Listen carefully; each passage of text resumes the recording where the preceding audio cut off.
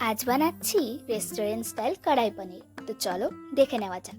প্রথমে পনিরটাকে কিউব আকারে স্লাইস করে কেটে নেব পেঁয়াজ, টমেটো, কাঁচা লঙ্কা, ক্যাপসিকাম।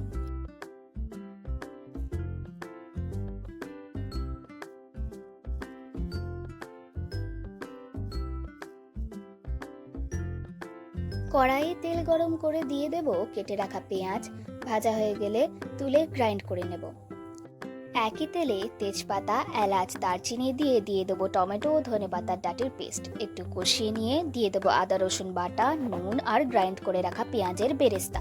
পরিমাণ মতো জল দিয়ে খানিকক্ষণ রান্না করে দিয়ে দেবো কাশ্মীরি লঙ্কার গুঁড়ো। ঢাকা দিয়ে রান্না করে নিয়ে দিয়ে দেবো কিউব আকারে কেটে রাখা পেঁয়াজ, ক্যাপসিকাম, কাঁচা লঙ্কা। জল দিয়ে রান্না করে দিচ্ছি ফ্যাটানো টক দই 3 চামচ। কষিয়ে নিয়ে দিয়ে দেবো পনিরগুলো। ভালোভাবে রান্না করে নেব। টকটাকে ব্যালেন্স করার জন্য দেব চিনি। শেষে ফ্রেশ ক্রিম দিয়ে নাড়াচাড়া করে গরম মশলা, কসুরি মেথি আর ধনেপাতা কুচি দেব।